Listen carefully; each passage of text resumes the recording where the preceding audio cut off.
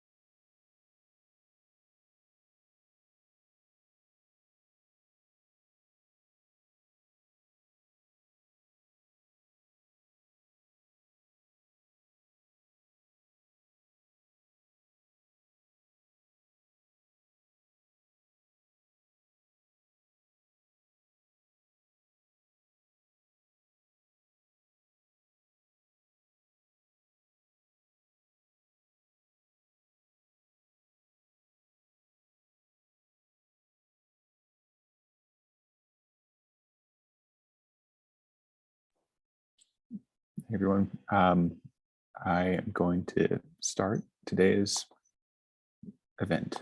So my name's Alex. It's good to see you all. Thank you for joining. Thank you for your time. We're excited that you're joining us this morning, and we welcome you to our report launch webinar and virtual panel discussion for Building Bright Futures for Youth in New Orleans, Spotlight on Young Women. My name's Alex Powers. I'm a program manager with Measure of America. And before I turn things over to our speakers and panelists, I just want to review a couple housekeeping items. Today's webinar discussion is scheduled for 90 minutes, ending at 12 p.m. Central Standard Time, and the session will be recorded. It's being recorded right now. The audience will be in a listen-only mode. However, we encourage you to submit questions throughout this session as you think of them by clicking on the Q&A link, which will be shown at the bottom of your screen. We're deeply thankful and grateful to the Conrad N. Hilton Foundation and the W.K. Kellogg Foundation for their support and for funding this project. And now I'd like to pass things over to Jana for opening remarks. Good morning, everyone, and thank you, Alex. Thank you to the MOA team.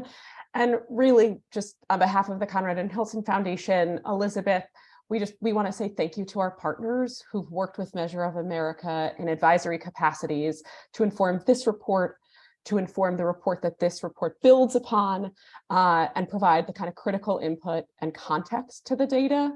We're really excited about this data update. We all continue to grapple to understand the true scope and impact of the pandemic on our young people and the systems that serve them. Data, research, and learning efforts really undergird all aspects of the Conrad N. Hilton Foundation's OY strategy. And so this report is really another critical piece of the puzzle that we hope helps our partners and young leaders to make meaning, inform strategy, and drive toward the type of changes that you wish to see. We invest in these tools and are incredibly grateful for partner engagement throughout, because in the end, we want these types of data and reports to not sit on shelves, but to really allow our partners and our young people and our community to easily access data that complements their storytelling and the narrative change efforts that are underway. Again, as I said at the top, this report builds upon MOA's previous report and community engagement efforts for the Portrait of Louisiana, which was released in 2020. And we're so excited for this kind of critical update. So thank you all for your input and for joining us today.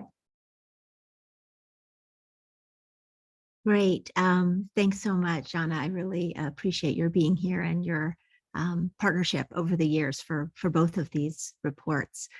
So I'm Kristen Lewis. I'm the director of Measure of America.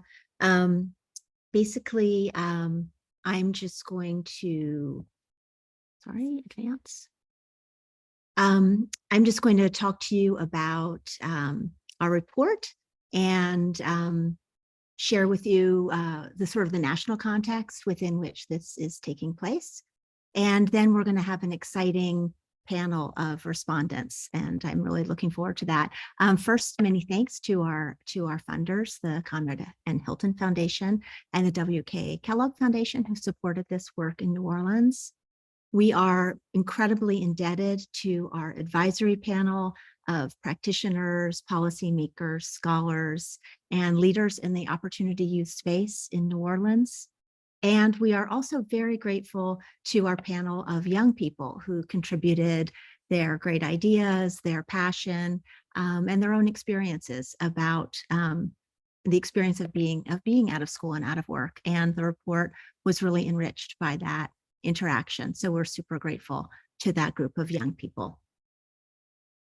So today I'm just going to tell you a tiny bit about our project, talk about why Youth Disconnection matters. I'm going to give you the context. So our data for today are from 2020 for Greater New Orleans, and I'm going to put it in the context of the national findings also, so you sort of see the relationship. We will tell you about our findings and recommendations, and then we'll open it up to questions. But if you have a burning question that just can't wait, put it in the chat, and one of my colleagues will try to answer it as we go on. So Measure of America is a nonpartisan project of the Social Science Research Council. And what we like to do is create tools for understanding well-being and access to opportunity in the United States. One of our main areas of work, and of course what we're here to talk to you about today, is the area of youth disconnection. So disconnected youth are young people between the ages of 16 and 24 who are out of school and out of work. These young people are also referred to as opportunity youth. In the international context, they're called NEETs, not in employment, education, or training. So since 2012, we've calculated youth disconnection rates for the country as a whole, for states, congressional districts, counties, PUMAs, which are public use microdata areas, as well as for racial and ethnic groups and for women and men. And pretty much every year, we've released an annual report on the country as a whole. And we've also done lots of work in different counties, states, and regions on youth disconnection. So why do we care about this area of youth disconnection? Basically, we believe that youth disconnection rate tells us something incredibly important about who in our society has the chance to build the capabilities required to live a freely chosen, rewarding life, and who is facing a future of unnecessarily limited horizons. So through their experience in class, sports, clubs, internships, and first jobs, connected young people really lay the groundwork for flourishing adulthoods. They gain knowledge, they earn credentials, they make contacts and build professional networks. They learn about their own strengths, weaknesses, and preferences, and they develop confidence, a growth mindset, and the soft skills that most jobs require today. But out of school, out of work, young people are really cut off from so many of these critical resources and experiences, from mentors and job contacts to positive experiences that foster feelings of dignity and belonging. So it's really tremendously important. There are a lot of critical windows on the road to a flourishing adulthood. Of course, we all know about the 0 to 3 time when our brains are being kind of built. But this is also a really critical window, 16 to 24. Because it's when you're making a lot of really consequential decisions and you're having a lot of experiences that really are going to affect the rest of your life. And also where you're also treated more like an adult in good ways and bad ways. So it's an exciting time. It's also kind of a potentially perilous time as well.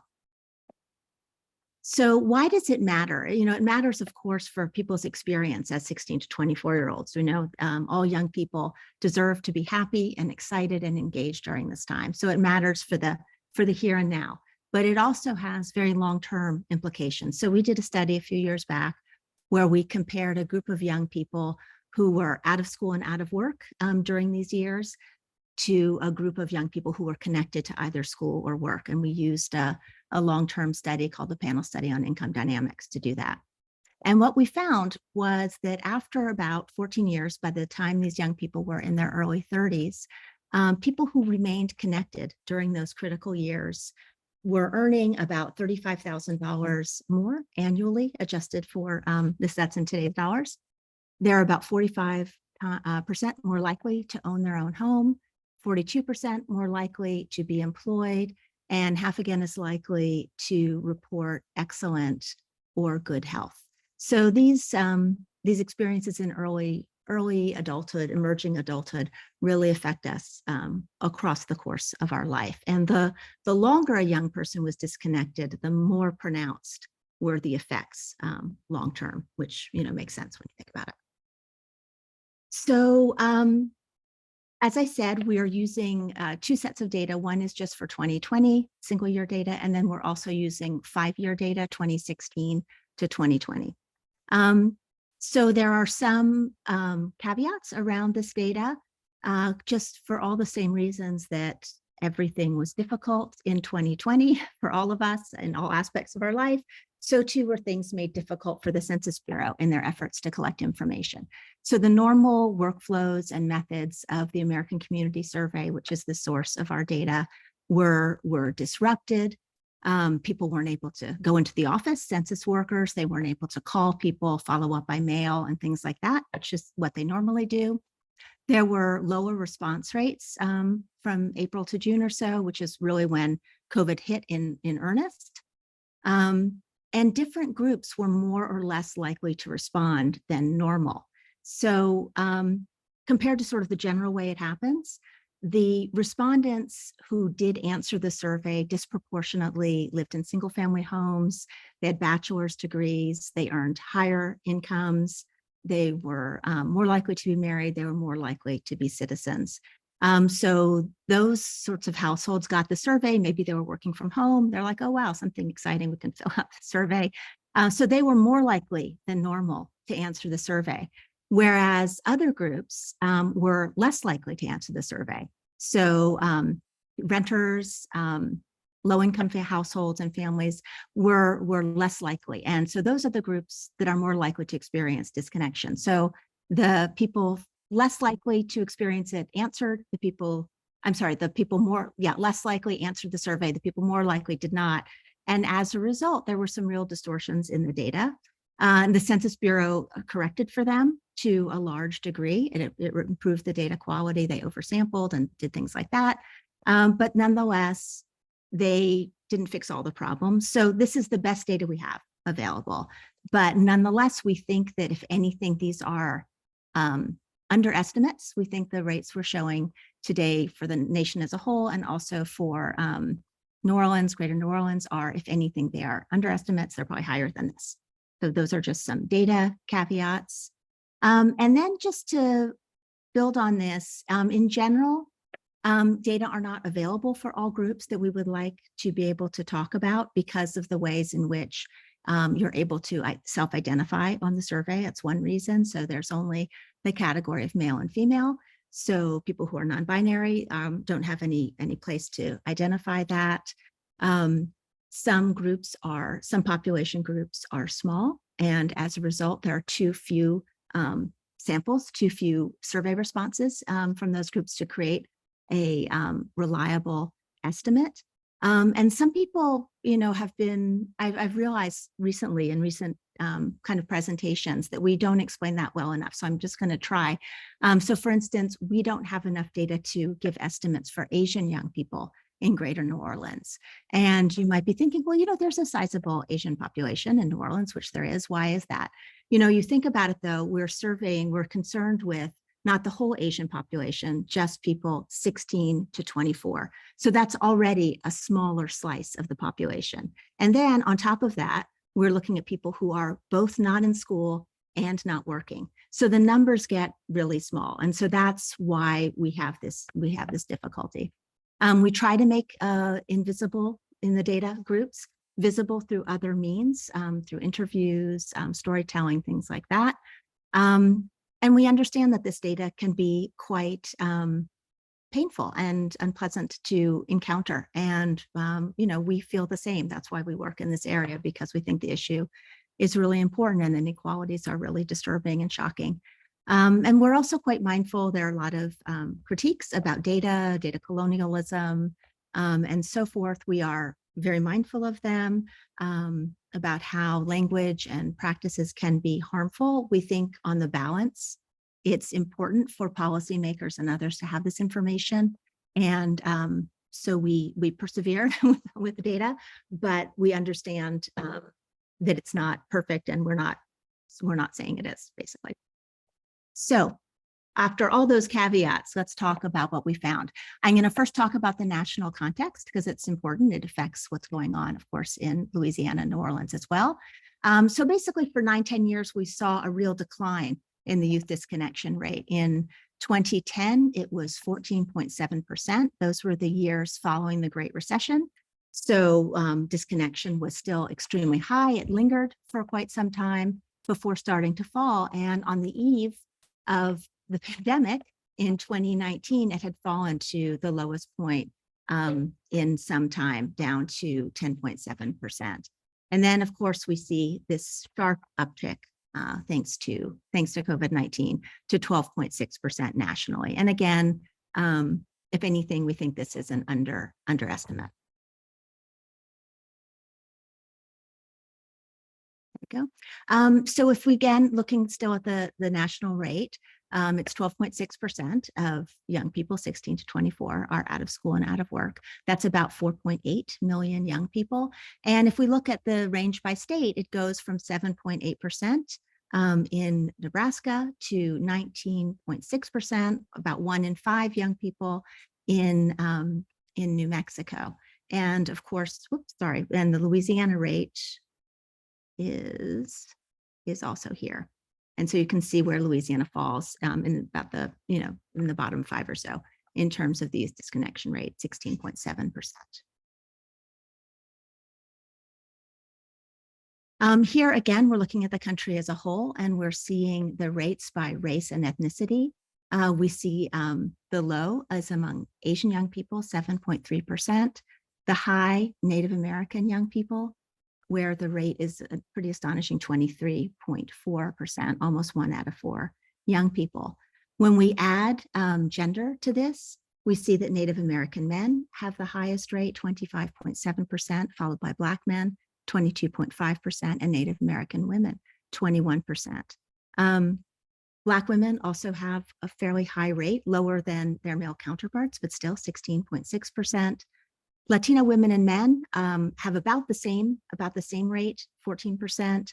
White women and men also about the same rate, 10.4% and 10.8%. And Asian young women and men about the same, 7.3%. And so one thing to point out is that between 2010 and 2019, there was this fairly steep decline, very good and heartening decrease in the share of young adults who are out of school and out of work. But the disturbing thing is that the gaps between racial and ethnic groups remained, and they remained very large. So Native Americans over that period really didn't see very much of a decline in their rate at all, and they remained the highest group. Black young people did see a decline, but again, still having the second highest rate and seeing an increase starting in 2016. Latino young people have had the greatest success, I would say, over time in terms of lowering the youth disconnection rate, falling quite precipitously. You can see in 2008, quite a large gap between, say, Latino young people and white young people, and it narrowed considerably over that period of time. So we can rejoice in the overall decline, but we have to really be aware of the remaining disparities among different groups. Even when people are declining, the distance between them is remaining unacceptably large. So this is what you're here to talk about or hear about, our new data from New Orleans. So for New Orleans, for the various population size issues I've talked about, we're using 5 years worth of data called roll-up that basically gives you more people. If you combine all of the years, then you're making the data 5 times larger, basically. So we're using 2016 to 2022 data. We are presenting the findings by PUMA, which are public use microdata areas. They are Census Bureau defined geographies of at least 100,000 people, and we call them neighborhood clusters because Pumas just sound kind of strange. We're also presenting the data by parish, by race and ethnicity, and by gender. And this report, when you read it, you'll see that it has quite a focus on girls and young women, and I will talk about why in a moment. So here we see the New Orleans metro area. On the top, we have race and gender separately. So we see that between women and men have a higher youth disconnection rate in Greater New Orleans, 17.2%, compared to women, 13.3%. In terms of race and ethnicity, Black young people, about 1 in 5 Black young people in Greater New Orleans are out of school and out of work, compared to Latino young people, which is 15.6%, and white young people, 11.0%. And again, we would love to show on this graph Asian young people, Native American young people, but the population size was too small to allow us to do that. In terms of race and ethnicity combined, we see that Latina young women have the highest, have the second highest rate after Black men, where the rate is 25.3%. Latina women still quite high, 18.1%, followed by Black women, 15.1%. And white women and men around 11%, around the same. And it's really notable the gender gap between Black young people, among Black young people in Greater New Orleans, between Black women, 15%, and Black men, 25.3%. And of course, these groups are internally diverse. And when we do national reports, we're able to disaggregate by, say, Asian subgroup or Latino subgroup.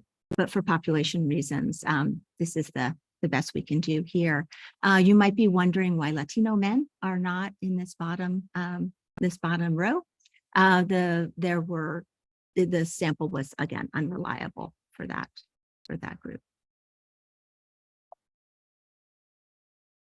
And here we have a graph that shows change over time. So here we're using just 1 year survey because we're looking at the whole population of New Orleans and men and women. There are enough of those groups to be able to do this. And we see over time that New Orleans, hasn't changed all that much since 2016. It went up a bit, then it fell down a little bit, but fairly straight line. The rate for men has fallen a bit, and concerningly, the rate for women has increased over that time. Here we see a similar graph, over time graph for Greater New Orleans for Black and white young people, as well as, again, for the metro area as a whole. And we see a convergence between 2013 and 2015 between Black and white young people that was somewhat short-lived. It then opened up again. And again, between 2015, 2020, we're not really seeing huge changes among either group of young people.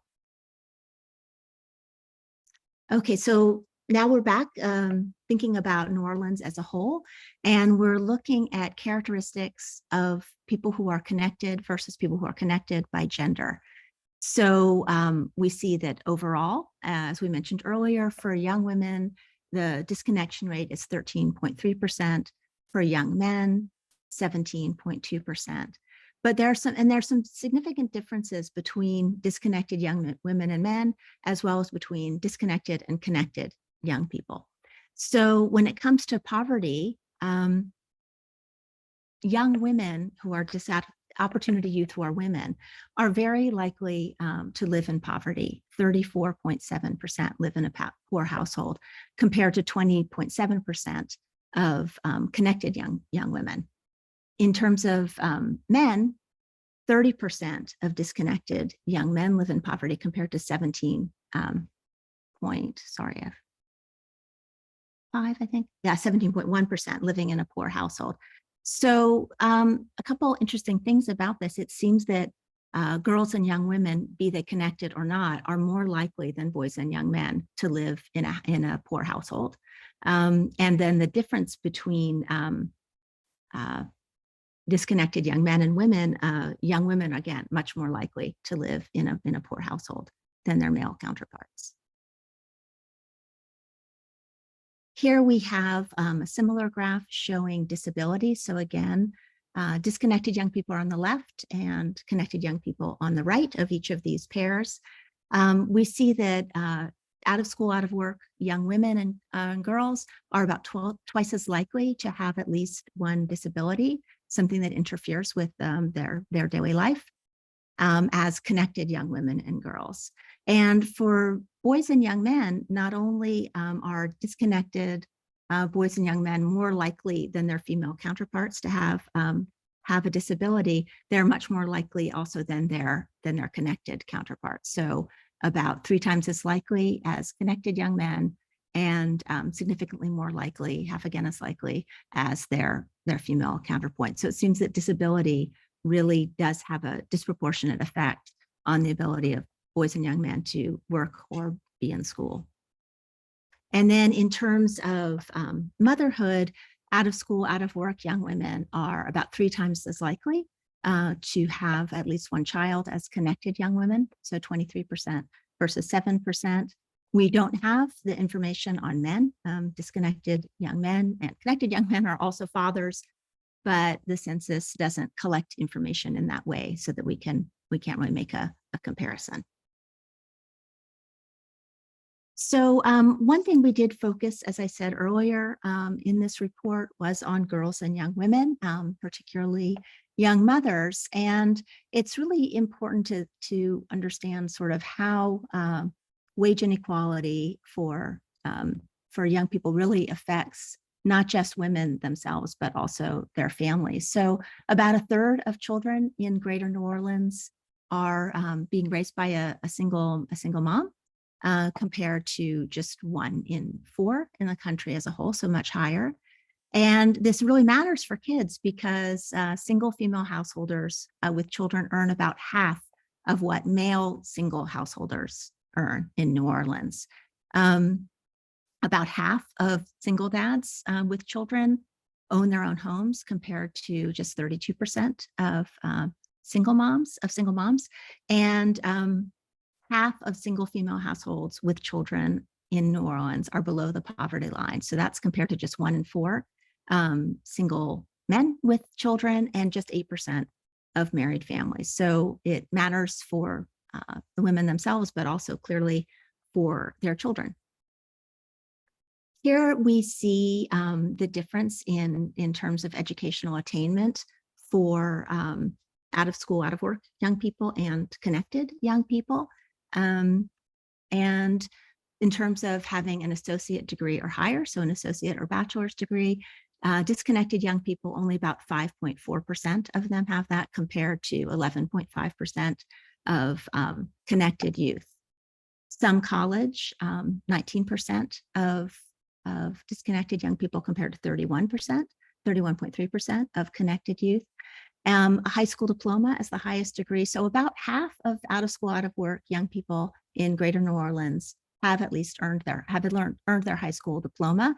It might seem weird that only 21% of connected youth have that. That's because they're probably still in school. So they're represented in the 31% and the 11.5%. Likewise, less than high school, about 1 in 4 out of school, out of work young people have not completed high school compared to 36% of connected young people. Again, that might seem weird, but that's because they're still in school by and large. And that's why they don't have their high school degree yet. Okay. And now we're going to turn our attention to geography. This is showing the youth disconnection rate for the 10 neighborhood clusters or PUMAs in Greater New Orleans. The high and the low are both in the city of New Orleans. The high is in central New Orleans, 22.1%. The low, south, and the low is in South New Orleans, 6.7%. So both in one parish, both in Orleans Parish, the 2 extremes in the whole area. And here we see all 10 of these PUMAs and their youth disconnection rates. The New Orleans City South one that has the lowest rate is the lowest by a pretty significant margin. Most of the places are having rates, or at least 5 through 10, above 16%. And here we're seeing the map of New Orleans, this time by parish. So there's a range from St. Tammany Parish, which is 13.4%, to Plaquemines Parish, which is 23.99%, a huge range. And I just wanted to draw your attention to Orleans Parish, which is 14.4%. But remember, that is the average. And so we also have here this one neighborhood with 6.7%, another neighborhood with 22.1%. That's why we always want to disaggregate as much as we possibly can, because averages are hiding a tremendous amount of variation. So what did we propose? We had recommendations in about 3 categories. One is addressing the COVID-19 impacts. The second is sort of addressing the things that in the normal course of events are really fueling disconnection. And the third is to address the needs of girls and young women in particular. So for the COVID-19, learning loss is a huge issue. One thing that research suggests is that the best way to remedy that is through tutoring, in-school tutoring, ideally at least 3 times a week. At the same time, right now there's a terrible teacher shortage of male teachers, of STEM teachers, of special education teachers. So there's a tremendous need for teachers, and there's also a shortage, which is, could make things even worse. It presents a real challenge. The second is addressing the mental health needs that many young people face. We did an analysis about the share of people expressing depressive symptoms, and we found that young people were the most likely to be depressed, even though they were they're less threatened directly by COVID-19. This is during COVID-19 compared to older people who had a higher chance of dying. They were much less stressed than young people. So the mental health challenges for young people are really skyrocketing, not just from COVID, but also from all the disruptions, the loss of important milestones like graduation and so forth. It's really important not to let the people who fell through the cracks lose their chance at education. If someone was just sort of tenuously attached, they'd maybe had applied and gotten in, but maybe they were the first generation in their family to imagine going to college, and if they were sort of knocked off course by the pandemic. And it's really important to find creative ways to have them resume their education, including people who've dropped out of college, even like texting them, calling them, visiting them, trying to bring them back into the education system is really important. And again, we always do these neighborhood calculations to show where the need is greatest. And so directing resources to the areas with the highest youth disconnection rates is something that makes sense. In general, we always say that youth disconnection is not a spontaneously occurring phenomenon. It's years and years in the making, and it disproportionately affects low-income minority communities that have been the subject of redlining, disinvestment, poor quality services for years. So there's a real need to help young children and their families thrive, to provide access to high quality early childhood education. And to support, this is really important, is supporting diverse pathways to meaningful careers. It's faded now, but for many years there was this college for all mantra. And it's great to have that as an idea for anyone who wants it and for whom it's a relevant pathway. But for many young people, what they need for a thriving, secure career that meets their interests is maybe career and technical education, apprenticeships, mentorships, bridge year programs, linked learning sort of programs, and all these kinds of programs that are a good way to get to transition to a thriving adulthood. And last but not least, we made some specific recommendations for girls and young women. So if you look at this bar graph this people on a line graph that I showed you earlier, you might think, well, why should we pay special attention to girls and young women when their outcomes in general are better than that of their male counterparts? So, that's true. And there are many, many programs since 2012 or so that focus on the needs of boys and men of color. These programs are super needed. They're very relevant. They matter a lot. but girls matter too. And it's really not acceptable for that Black young women, Latina young women have rates so much higher than white young women. And so girls and women of color also need and deserve our focused attention. So in terms, and they have different challenges than their male counterparts. Some challenges are the same, but some are different. Early motherhood is one. This report talks a lot about gender norms and practices around caretaking and domestic responsibilities really came to the fore tremendously during COVID, when a lot of not just women left the workforce, but older sisters and other female relatives really had to take on the lion's share of caretaking and domestic responsibilities. Occupational segregation is a huge factor for girls and young women in terms of where they aspire to work and what kind of education they get. Wage inequality, which makes work less appealing and obviously less remunerative. Violence is something girls and young women experience disproportionately. Of course, anyone can experience violence, but the lion's share of people who experience violence are girls and young women between under 24. So that's a disproportionate burden for them. And school discipline and incarceration. Again, boys and young men experience these more than girls and young women, but Black young women especially experience these school discipline and incarceration really disproportionately. So what we recommend is that all girls and young women have appealing choices and access to reproductive health care that makes it possible for them to exercise those choices. At the same time, supporting young women who are mothers is critically important, supporting them in terms of their health to have safe pregnancies and deliveries, in terms of their own dreams and aspirations for themselves, and in terms of their ability to be the moms they want to be to their young children. Addressing gender norms and stereotypes is critically important at all levels, household, schools, community as a whole. Improving pay, equity, and working conditions for young women is really important, as is working to eradicate violence against girls and young women. And this is particularly true in Louisiana, where, for instance, the homicide rate for girls and young women is so much higher than it is in the country as a whole. So that's it for me. Just to say before I open it up for questions, that you can get all this data on our website, and we have it nationally, but also for Louisiana. So thank you. And now we should open it up for questions. So Vicki, should I stop sharing now? You are okay to continue sharing for just now as we do the Q&A, and then we'll switch to the panelists. Okay, great.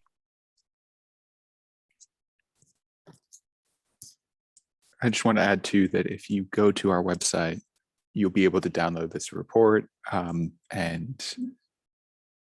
zoom into specific neighborhoods to see where the boundaries are. You know, the maps that we showed in the presentation, you might not know exactly where the borders between a high and low youth disconnection neighborhood is. If you go to our website, you can zoom in and get all the detail you'd want.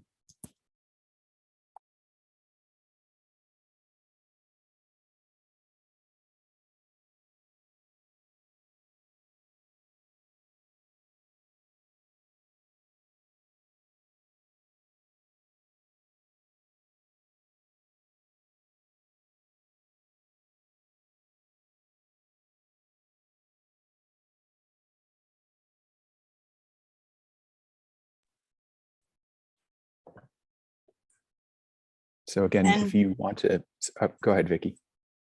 I was just going to say, please feel free to add any questions you have to the chat box or the Q&A at the bottom of your screen.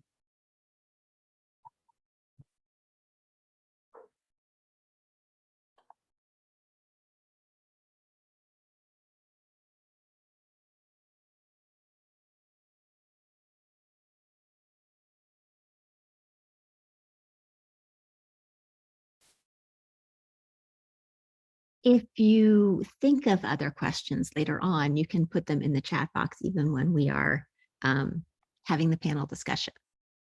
So what do you think, Vicki? Should we move to the panel discussion perhaps? Yes. All right, sounds good.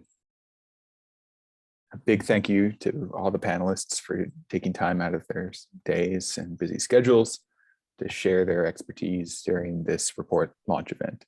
They were joined by the following, starting off with Karen Evans.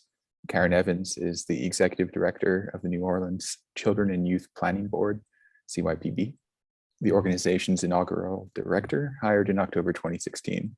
CYPB exists to advance cross-sector coordination and systems reform, resulting in improved positive outcomes for the children and youth of Orleans Parish. With over 20 years of executive leadership experience in child welfare and children's mental health and nonprofit management, Karen remains committed to the successful pursuit of lasting positive change for the children, youth, and families in New Orleans. Emily Ferris, Director of Launch Bridge Year with the New Orleans Career Center. The Launch Bridge Year provides a wide variety of meaningful opportunities, such as a free year-long career preparation program for New Orleans high school seniors after graduation. Emily brings over 20 years of education experience, beginning as a middle school math and science teacher, and more recently on the founding a team of Inspire NOLA charter schools as an assistant principal at Eleanor McMain Secondary School and Edna Carr High School. Their priority is to provide meaningful opportunities for students to authentically grow into empowered adults. We have Devontae Lewis, Director of Public Affairs and Outreach with the Louisiana Budget Project, focusing on higher education policy, monitoring legislative developments, and working with advocacy groups and coalition partners in forging a common agenda and action plan to advance LBP's policy agenda. Prior to joining LBP, he was an elementary school teacher in the Coentus County school system in suburban Atlanta. In addition, Devontae also served as one of the first members of the Louisiana Legislative Youth Advisory Council, serving as the vice chair. Monique Robinson, Chief Program Officer with Reconcile New Orleans, Inc.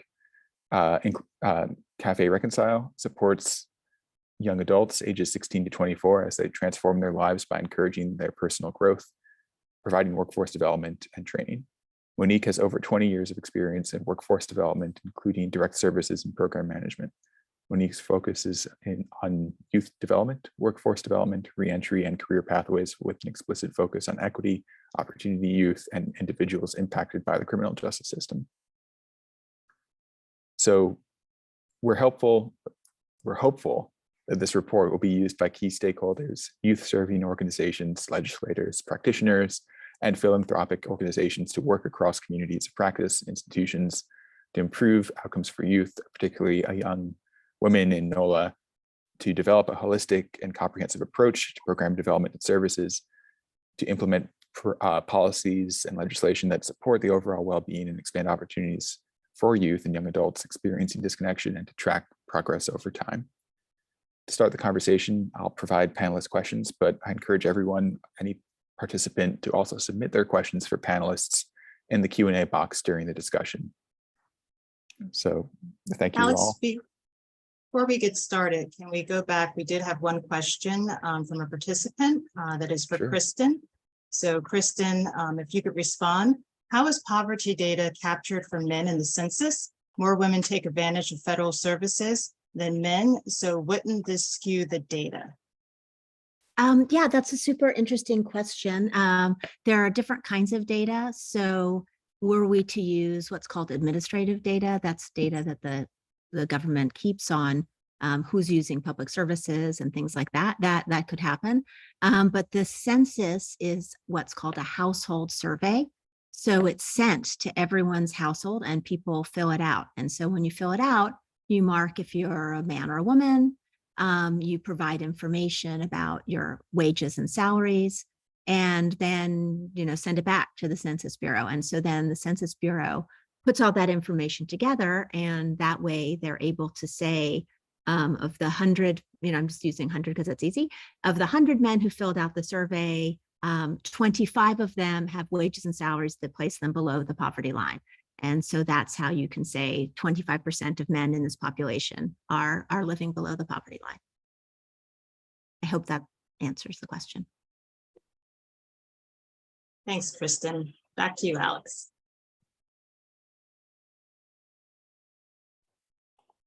So, yeah, so to start the conversation, I'll provide panelist questions, but again, if you have any, please just enter them in the Q&A.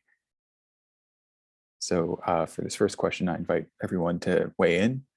What are the implications of this report on your work at first glance?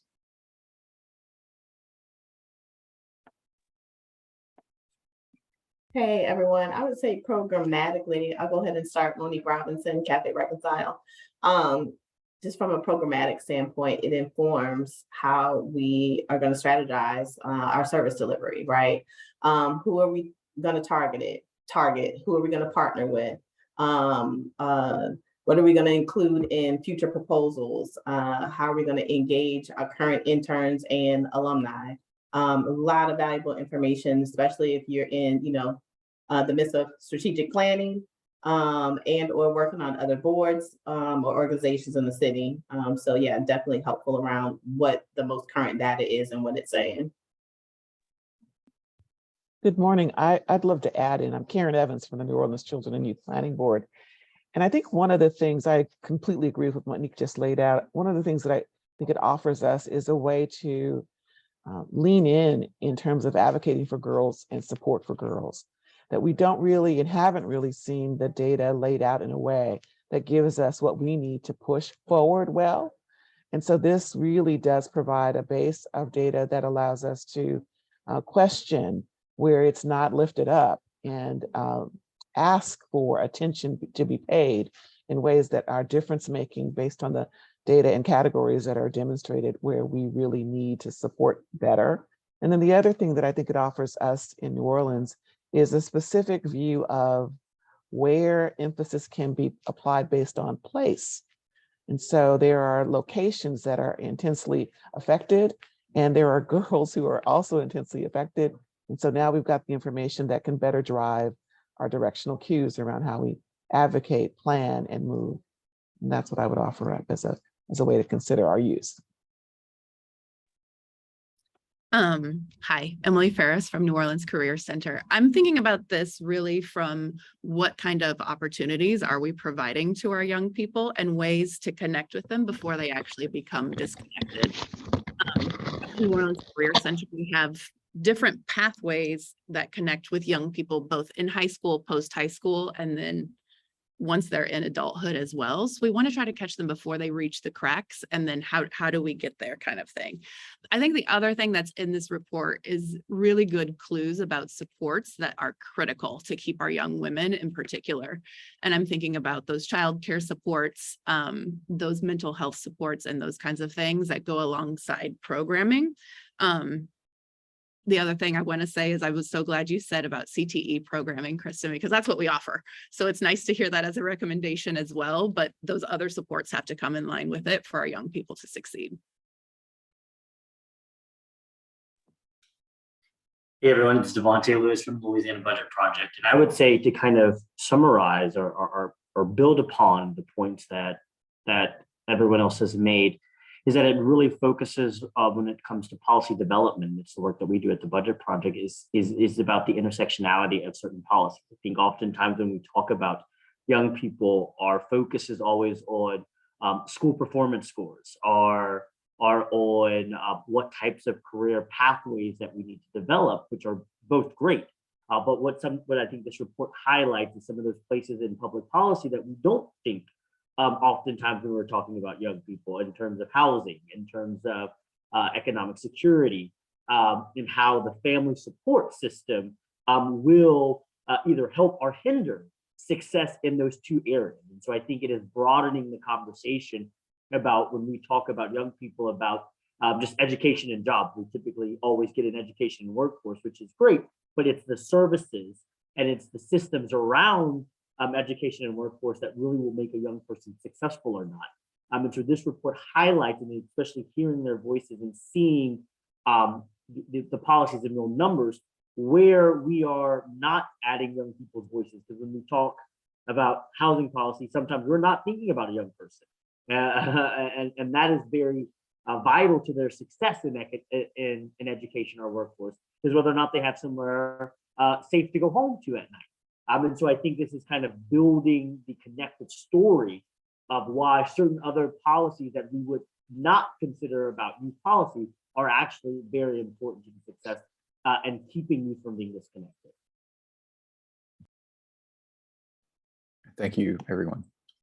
So my next question, it will be more of a round robin with tailored questions for each person. My first question is for Karen. Karen, how can we accelerate and foster dialogue about advancing racial equity in systems and policies to address the inequities highlighted in this report? Well, isn't that the question? How do we do that? I think we have to really acknowledge that the will to do that may not be what we think it should be. And so for me, as I think about ways that we can accelerate the dialogue in order to address the systems that need to be changed, it makes me wonder, are we really attending to the root cause issues? And are we really willing to say in unequivocal terms that the poverty posture that we have held in place by the systems and policies that have been built to support the existence and the sustaining of poverty conditions, that those things need to be central to the dialogue? And if we're not willing to have the deeper conversation about uprooting the commitment to poverty and the poverty industry that we have managed to hold in place over time, then we're going to be circling this drain forever. I would also offer that the acceleration of the conversation has to include the right voices in the space, has to create a space that allows for true, candid conversation to occur, and needs to commit to investing in the neutrality of facilitation of the conversation so that people can learn how to dialogue for change. I don't think we really have practiced that as a society. We could point out some examples that live currently in our environment that demonstrate that. But I would offer you this, that it's important that we change the way we think about the issue of systems and how they play in holding problems in place, so that our dialogue is intentional toward sort of uprooting those systems that are concretely placed. And if we can do that with the right kind of helps, call the dialogue into play, ensure that the room is populated with the right kind of thinkers and movers and folks who are willing to be candid and focused on a forward move, facilitate the conversation for productive process and outcome, and then commit to doing something with that material discussion, there's hope for that. And I'll have to, one more thing. I think that the hope really rests in the young people, that we who have tilled the soil for a while can make room at the tables we sit at to ensure that there are seats reserved for young people who are going to carry this forward. We've got to engage them, bring them into the foreground of this discussion so that they can do what's necessary to disrupt the system so that it doesn't keep replaying the tape that we've been playing for decades. And I'll stop there. Thank you very much. My next question is for Devonte. Can you share how this research has been translated into action and the types of policy and advocacy activities this research can be used to support? Absolutely. I mean, I think one of the first most important things is the stories that we heard from young people. I think oftentimes we are always looking for data and statistical points to make the case. And I think we oftentimes forget that stories themselves are data points, and that we don't have to always quantify someone's struggle to make it a data point. Their voice and their experience itself can be used as a data point for change. But I think what we can build upon this is building the apparatus, kind of what I was talking about earlier, in policy. I mean, as we know, policy is at the key of everything that we do. And so when we are being able to narrow focus on what policy would make a major difference in success, it showcases a great value. I mean, I think one of the challenges that we often face in policy discussions and why a report like this is so great is we often get very narrowly focused. Like we're going down this like one path that college attainability, for example, is only in dual enrollment, or we're way over here and that missing that a great dual enrollment program can only be successful if a student has adequate transportation to get there. That transportation is only great if they have a house to live in. That house to live in can only be successful if their parents have economic stability to keep it. And so what this does and what we can do is showcase how we can't ignore some of these areas and then expect change and growth to really happen, because if we are not tackling something on this side of this circle, it's not going to make the loop and come back across into the most effective and efficient way. And so I think this is very important for us to conceptualize the grand scheme of our system and policy decisions, because we can't do everything. And I think everybody knows that, and it's going to somewhat be a little bit incrementalism. But when we are looking at the system, we have that bold vision, we see that broad goal, and we know what we're working towards, not just finding the small fruits on a tree that we can pick off and thinking we've actually accomplished something, but really working in tandem with multiple partners. And lastly, I would say it also gives us the ability to recognize who should be at the table with us in making sure that we advance young people. Because we oftentimes are sector focused, but we know that there are avenues and other advocates and other organizations and other policy developments and other agencies that may not directly be touching young people, but their indirect actions make a great impact on their success or hinder or create more barriers for them. And so that's why it's important to look at it holistically, because if we're not talking about barriers elsewhere, we may be setting young people up for failure, even though we created something good that we thought would achieve the goals that we had set out. Thank you. Next question is for Monique. From your experience, can you please provide us some examples of groups, institutions, or other organizations that need to work more closely together to gain traction in changing educational and workforce development outcomes for opportunity youth? Yeah, Aaron unintentionally teed me up. Yes, most recently, we've seen in our city a surge of so-called business or industry engagement and investment. And that investment and engagement is not authentic. And so community, young people can sniff that out immediately. And so really business and industry needs to come to the table, and not just on, like a secondary or college or your university level, but grassroots engage, and not when it's just around one issue, i.e. crime most recently, right? And so to Karen's point, looking at the root of the challenges, in particular young people in our community, and the divestment over the generations, over the years. This is, capitalism is based on white supremacy, and really being intentional and having a conversation.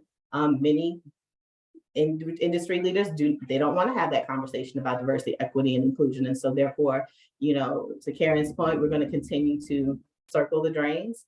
And so without that, we are just going in circles. And so until we have true, authentic engagement and investment and inclusion from the community, that's when we'll have not just outcomes for education and workforce, but all the outcomes that are listed in this report or other plans, i.e. the Youth Master Plan in New Orleans.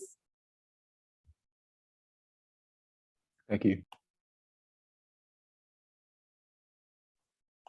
So my question for Emily. Emily, what can you share about your experiences being in the role of having to make a case to others about the importance of this age range or need for services, especially for young women in New Orleans?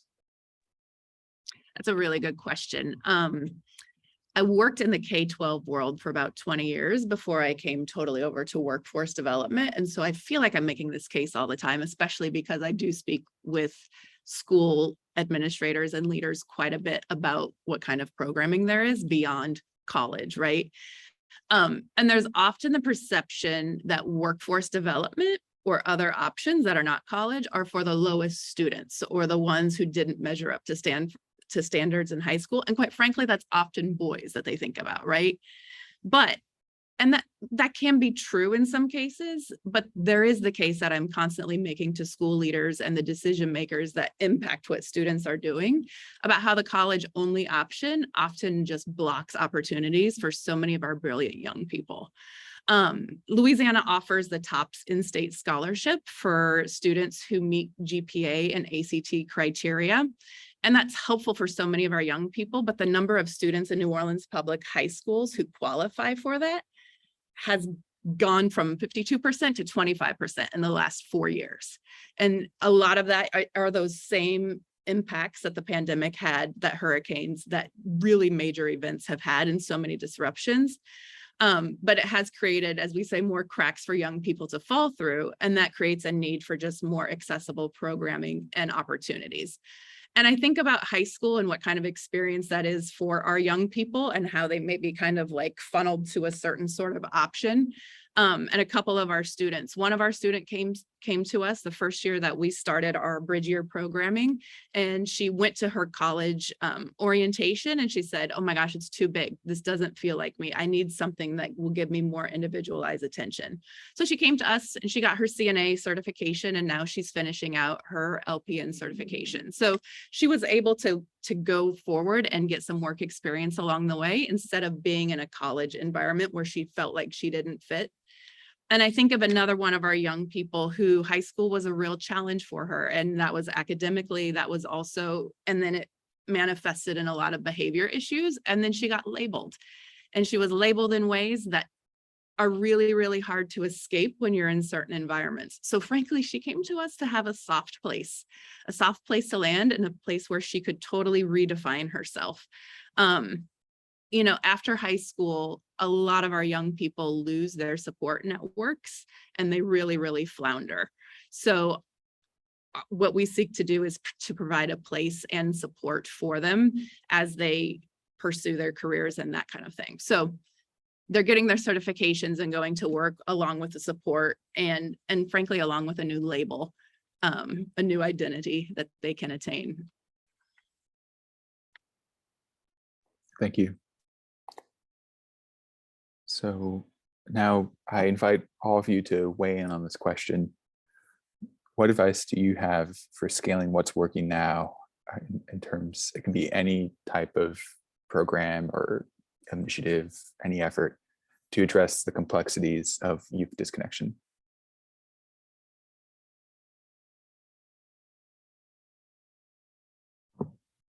I would say first that I think analysis is that we have to be in a constant process of analyzing what we think is working and what we think we're doing great. I mean, I think I'm going to go back to Emily's point when she was talking about the TOP scholarship. We talk a lot about it here in Louisiana as a beacon of hope.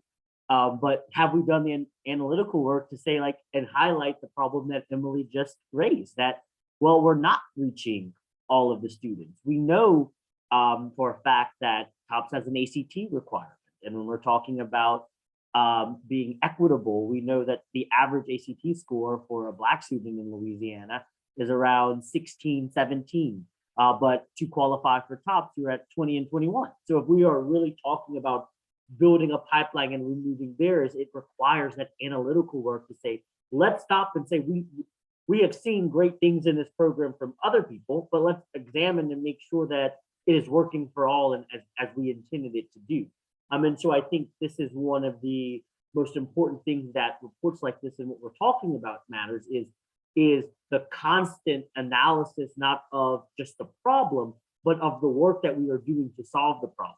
Because not every time it may work for a little bit, and then we may hit barriers, unintentional barriers. We may see racial inequities that if we are not being focused and conscious on actually looking for, we'll never see them. And I think that is the challenge is oftentimes we wait for barriers to arise to us, but a lot of times, a lot of the barriers that young people face are hidden. And so if we are not being aggressive in our analytical work, we don't know that one of the barriers to a program may be that the application is not mobile friendly and most people are using their cell phones to apply, right?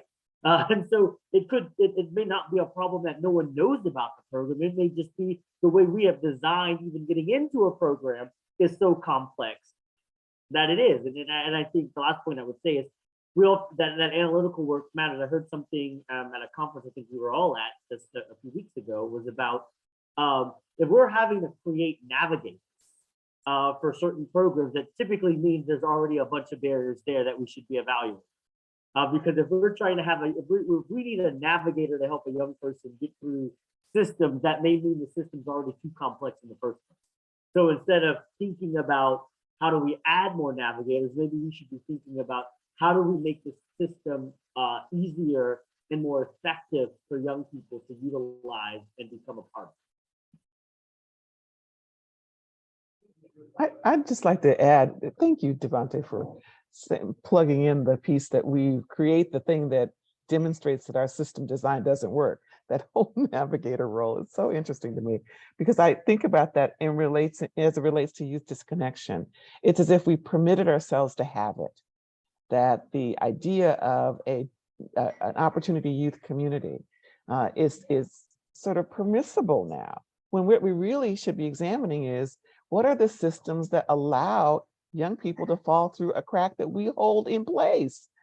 And are we examining the groutless maneuvering that we're putting in front of young people and asking them without hesitation to navigate this on your own? No tools, no resources, and no guide. Is that really the position that we want to put forward as a support to adolescents' development? It is a false narrative. We have done a lot of disservice by framing this, naming it opportunity youth. It's really opportunity system. What are we doing in a systems way to design a course of action that promotes young people's successful transition from one developmental stage to the next? That we are not starting and stopping at early care and education. By the time you reach through the early care and education platform, there's nothing else to follow until you get 16. Well, then is that a setup to build an OY population? Are we really creating an environment that says we will always have opportunity youth because we refuse to assess the extent to which we are building and holding in place the kinds of frameworks that allow young people to fall through cracks, that disengages them early and often, that doesn't see girls, that really chooses to look the other way when things are surfacing? Oh, that's not mental health, that's just an attitude, oppositional defiance. Well, no, there's a need that's being pronounced here, and we may be under-resourced and maybe unaware of how to assess that. But do we just leave the gap open? And then later down the road, we've got a now surging opportunity youth population, and oh my, there are more girls affected. We've set this up. And so my questions would be, how do we deal with this? What advice to scale? The scaling is on the wrong end, that we're scaling the support for after we failed. But what are we doing to address the front end of the machine that causes the existence of young people in these opportunity spaces that we built out to correct our failures from early on? And so I advocate for early care and education, and I also advocate for what follows, that young people move past 5. And what have we built across the 6-year-old to 24-year-old continuum that holds them forward as they successfully traverse the landscape? Because if we're not diminishing our presence in OY, then we are securing our need for it. That's the scale we need to build. How do we scale better the proposition of preparation, of readiness, of resources that help every young person through the entirety of their developmental stages, including girls? And I'll stop there.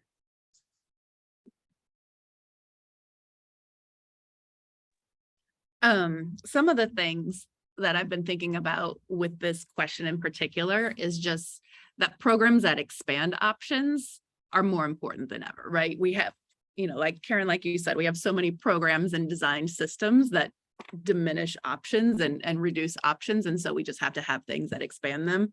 And some of the things that we've learned as we've built these programs and grown is just, and things that have been successful for us are identifying the values that are important to us.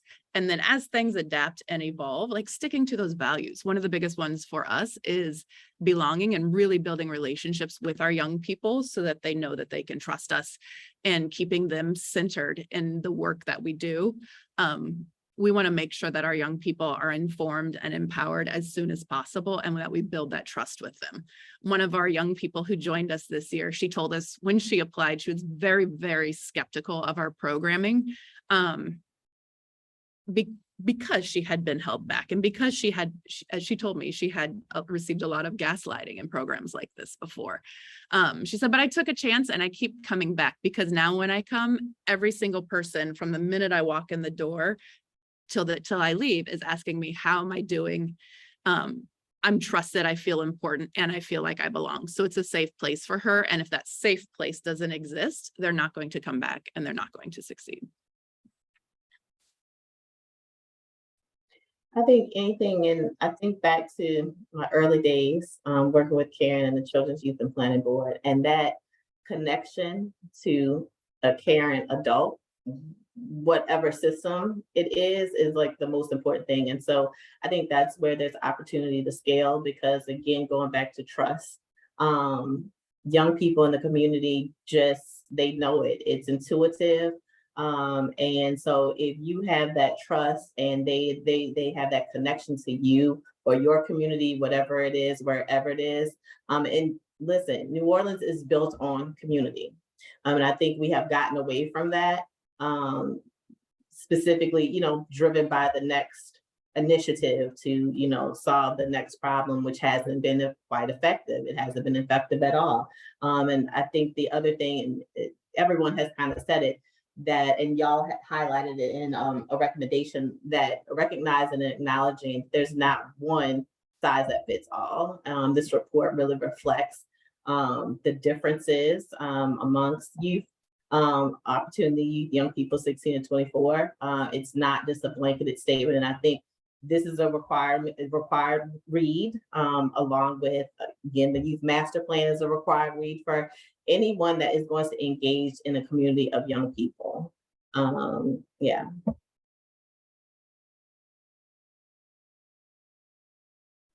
Great. I'm interrupting the proceedings with a question of my own. One thing I would love your perspectives on is why are girls and young women sidelined?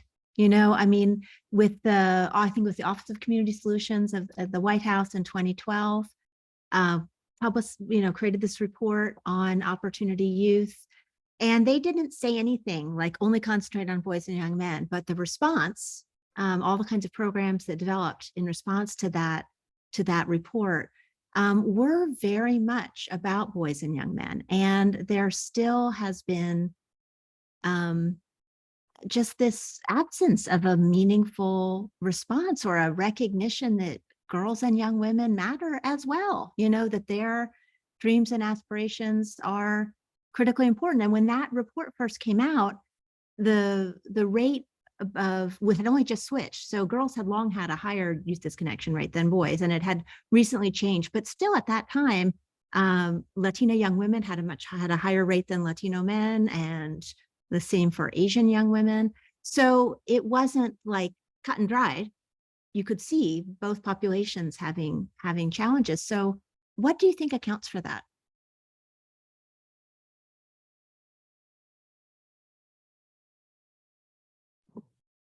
I mean, I think that our system was built on the patriarchy. I mean, I think that's as a middle, that is the truth. I mean, I think as someone who's just the audience, I'm the oldest of 4, and I have 3 younger sisters, so I think it's a little bit differently because my life has been. But I think it's a patriarchal system. And I also think that we forget that mostly Black and brown girls are almost always excluded when we're thinking about programmatic design. I mean, I often remind people that when we think about oppression, for example, one of the things that always comes to my mind is that particularly Black and brown men have a very interesting place in the society. And white women to an extent too, is that in our being, we can both be an oppressed population, but we also can be the oppressor at the exact same time. And it is something where Black and brown women are very much not oftentimes in leadership roles. And so what happens is when we elevate diversity just as its own theory, diversity typically comes in terms of gender, which means mostly white women, or comes in terms of race, which is typically promoting men of color. And oftentimes women of color are left behind. And then when you have created a system, it is still favoring the patriarchy because white women and Black men and brown men tend to lean in that direction. And so I think it's our system. And this is why I say we have to be upfront with it. Because oftentimes our default setting is always back to the system as it was created, which was typically favoring men. So if we are not upfront by naming how are these programs affecting young girls, how are we looking at building up women of color, then we will always exclude them because the system really was never made to include them. And I think that is part of the challenges. We have to almost be upfront with asking the questions, how does this affect young girls, rather than waiting to see the program and then saying, oh wait, the data is showing that young girls are more disconnected because of the way the system has been created over time. And I'll add the narrative of just, the strong Black woman. The strong Black woman is also put upon the strong Black girl. And so that narrative of always being resourceful, always not needing help, is ingrained at an early age. And then it shows up and presents in that, again, not looking at the data, or at the time, data said this. But to Devante's point earlier, in the earlier question around, constant analysis and being able to shift. And I think there's been some, recent examples, at one point you think, based on this data, we went in that direction, but it has now shifted based on, a pandemic or whatever the case may be, or intentional investment in these particular groups, and then intentional ignoring of this group. And so then now these challenges and barriers have arise for young Black women of color, Black women and women of color. I would just add really quickly that first, I appreciate the presence of the question about why are we so willing to not see the needs of girls in our spaces? And I think partly we use a criminal justice lens to sort of play out on the way we center services and programming. There was a season, maybe when this initial report that you referenced came out, where we were trying to do some reform work and we were using the criminal justice paradigm and who was there. And so it was very male. Young men were in jail and young men were being arrested and young men were sort of looked at as the incarcerated other. And so there was very little interest in examining who else existed on the planet. It was just, let's use that lens and move with that lens in mind. It left girls out almost entirely. And so that's where I think it may have been rooted in addition to the patriarchal root and the idea that the women of color, particularly Black women, don't need help. They can work it out on their own. And so when you sit in a space where criminal justice is your model, girls aren't in it in a front way, in a positional way, in a way of having percentage of impact as part of the measure. So I do appreciate what your report does, because it gives us a new way to approach the conversation that doesn't center on criminal activity or on the narrative that crime is the antecedent to all things. So thank you for that. Thanks for that perspective.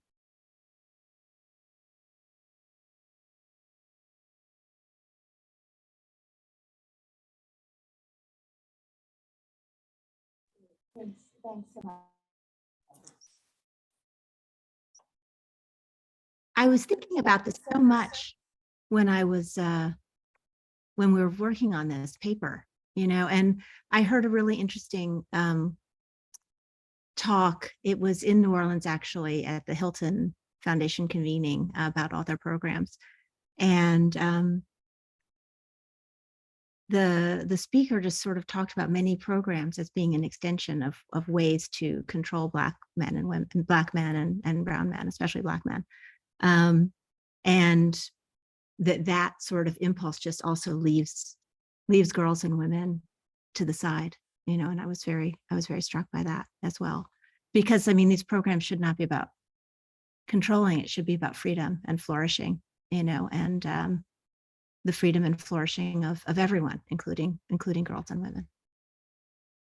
Okay. Do I turn it over to you, Alex? Yeah, so very quickly, if the panelists could please weigh in 1 or 2 sentences, what's one thing that you hope our webinar participants take away as a result of this session? Thank you.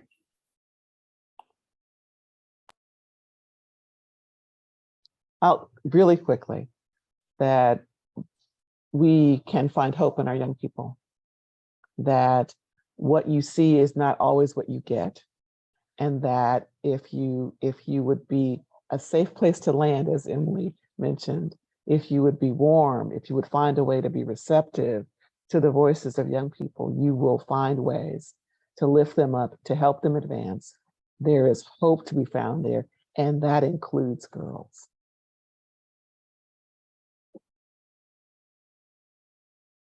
I hope everyone takes away that young people are not just the end users. They just don't inform the work, but they are the co-constructors of this work.